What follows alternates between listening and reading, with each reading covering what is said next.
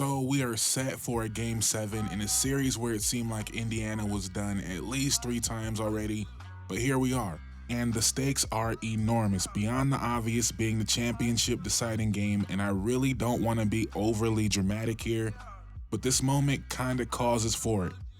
And I have to make it clear, I have no dog in this fight. I'm speaking from the perspective of an NBA fan. And the NBA we know and love has been changing rapidly, and I'm gonna be real, I'm a bit opposed to it. And if you've been around this channel for years now, you've heard me saying how the NBA is becoming just like baseball.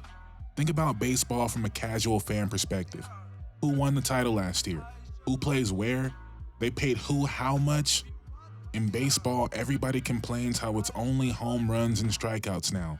In basketball, everyone complains how it's only 3-point shots now. A lot of people talk about how 162 games is too much. We're now hearing a lot of people say how 82 games might be too much. There are so many correlations between what happened in baseball and what is now happening to the NBA. This year is going to mark 7 different champions in 7 straight years in the NBA, something that has never happened before. And before the Dodgers won last year, it was 6 different champions in 6 straight years for baseball. By the way, how many of you guys knew the Dodgers won the championship last year? Maybe actually quite a few of you because it's the Dodgers, but you guys get what I'm saying. And I'm an extremely casual baseball fan, so maybe I'm not the right guy to ask here, but I know the Dodgers won in the COVID year, and I know the Houston Astros won some time ago because I remember the cheating scandal. Other than that, I have no idea who's winning the championship in baseball. And basketball's kinda becoming that. Now, I can wholeheartedly say that Indiana going on this run and capping it off with a championship will be one of the coolest sports stories of all time. For sure, of my lifetime. It's something we don't really see in basketball. Again, it's something we see in baseball. A team just get hot at the right moment, get some hot pitching, some hot bats, whatever they say in baseball, and we see it happen quite a bit in baseball. We don't see these runs in basketball. And I said I don't have a dog in this fight, and I don't have a dog in this fight. I don't really care either way. But in terms of rooting for a story, I'm gonna be rooting for Indiana come game 7 because, again, it would be just this miraculous thing and that everybody would remember. But at the same time, I think it might be harmful to the game of basketball. And that sounds dramatic. I know I'm not making it a personal attack on Indiana or anything like that, but it almost feels like it would be a point of no return for the NBA. Again, I'm being very dramatic here, but hopefully you guys follow what I'm saying. And some of you might say, why am I even thinking about this ahead of a game 7 of an NBA Finals? And I would say fair point. Fair. Why not just live in the moment? But it's something I've been thinking about for a while now. NBA fans kind of have this obsession with the word dynasty because that's what we grew up on. That's all we've been taught. From the Celtics to the Lakers to the Bulls, back to the Lakers, the Spurs, the Heat, then the Warriors. All we know is dynasties. So the last couple years when Jokic wins a championship, everyone's saying it's going to be his era, he's going to dominate, they're going to go back to back, it's going to be a dynasty. And I kind of fell into that as well. I'm not sure I ever said the dynasty word, but I thought they would go back to back, so much so that I even dropped a video titled Nikola Jokic is the savior. Now, I'm not sure I proclaimed them champions in that video, but I spoke about how NBA fans should be wanting Denver to win a championship, to go back to back, because it would have put an end to this idea of this new NBA where anybody can win. And then Boston comes along, we watch this team grow up and we're thinking, okay, it's finally their moment. And they win a championship. Everyone thinks they're going back to back. And I don't want to act like they couldn't have come back from down 3-1, but they were down 3-1, Tatum tears his Achilles, and now that is over. That era of Boston is over. So now we get OKC this year, where they've been built up to be this historic, all-time great team. And whether they really are or not doesn't really matter. It's the perception of it. That Nuggets team wasn't this great team, but the perception of it was this was going to be their era. And the perception of OKC is they're about to start a dynasty. That's how people talk about this team. Again, I am being dramatic, I can admit that, but I really feel like if Indiana wins, it is actually harmful. It adds more fuel to the fire that the regular season doesn't matter. Now, I don't want to act like Indiana is just some random team that got here. They were one of the best teams in the NBA in the second half of the season, but there's a reason why it would be a huge upset. And if Indiana wins it, almost feels like who can't win? Kind of like baseball. Who can't get hot for a couple weeks?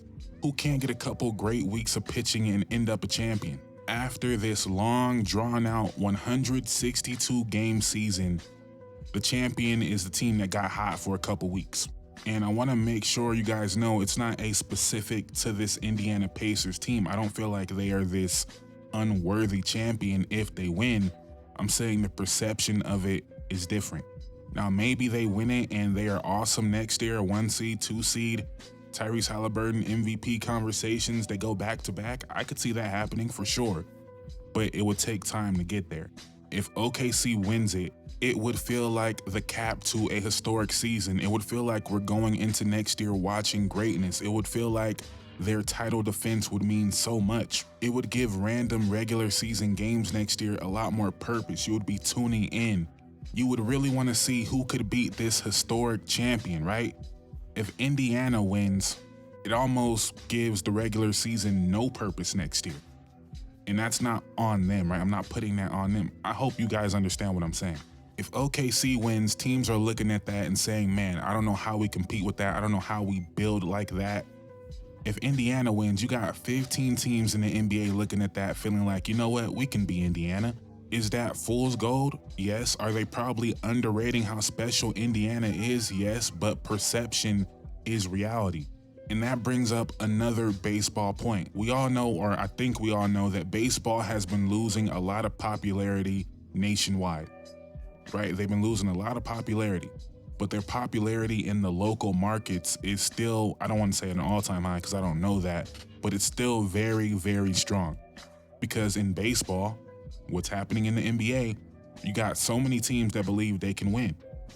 So in these local markets in the NBA, you're going to have so many teams that are, have a fan base that is completely bought in, but nationwide, no one's going to care. And I am talking about the casual NBA fan here, not the diehard fans that are going to watch either way. When there's only 5 or 6 teams in the NBA that you can convince yourself can win a championship, all of a sudden those games become marquee television. When it feels like anybody can go on a run, why am I tuning into an 82-game schedule? I'll wait for the playoffs. Again, casual fan, not me and you, casual fan. And this is going to happen regardless if Indiana wins or not, because we're already at this point. But next year, Orlando's going to say, you know what, we can be Indiana. Detroit's going to say we can be Indiana. Whoever, they're going to say we can be Indiana. But if OKC wins, everybody looks around and says, we can't be OKC. And to me, that is a big difference in the perception of the NBA. It just is. And again, I am going to be rooting for Indiana Game 7 because I like Tyrese Halliburton, because I just think it would be an amazing story.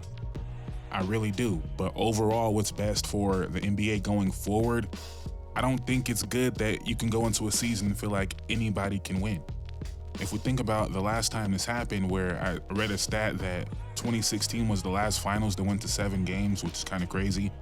But the Warriors' historic team losing that finals to LeBron James, right? LeBron James was the story onto himself. We know nobody can do what LeBron did, but OKC having this historic season and not losing to Jokic, not losing to the Celtics, losing to Indiana.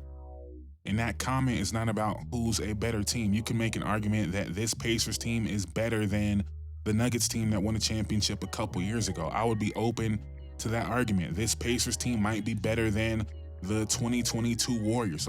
I'm not saying that as a fact. I'm saying that's kind of the era of NBA basketball we are in right now, where just be a good team, get hot, and you can win. And OKC is supposed to put an end to that, right? They're supposed to be this dominant team that they're unbeatable, right? I've never viewed them in this light, but that's who they're supposed to be. And the NBA, I think, would really benefit from having that happen. I really do. It's nothing against Indiana. I prefer watching Indiana play. I think Indiana has been underrated all year. This is not some random team here, but you guys get what I'm saying. OKC winning feels like it would restore some type of order. but I'm going to be rooting for Indiana because that's what I want to happen. That's what I think the better story is. I'm just not sure that's what the NBA should want to happen. But again, maybe I'm being too dramatic, but I'm not trolling. I'm not doing any of that when I say I feel like this might be one of the most important games in NBA history. I truly believe if Indiana wins this game, it will have a lasting effect on the NBA. Unless Indiana turns out to be this great team going forward, if they make another finals, if they're a perennial conference finals team like they have been the last 2 years, it might look different a couple years from now. And I'm not really predicting that. Again, I can see a world where Indiana is the best team in the East next year, especially when you consider what's going on with Boston. So that's a real possibility. But OKC winning would just feel right. It would feel comfortable. It would feel like the NBA we know and love, and not one that is rapidly changing. But at the same time, come Game 7, I'm going to be rooting for Indiana to win. So let me know what you guys think in the comments down below. Am I being too dramatic? And who do you got in Game 7? All that in the comments down below. Please like, comment, subscribe. It will mean the world to me. On the road to 10,000 subscribers, I would greatly appreciate it. Thank you guys so much for watching. I'm out. Peace.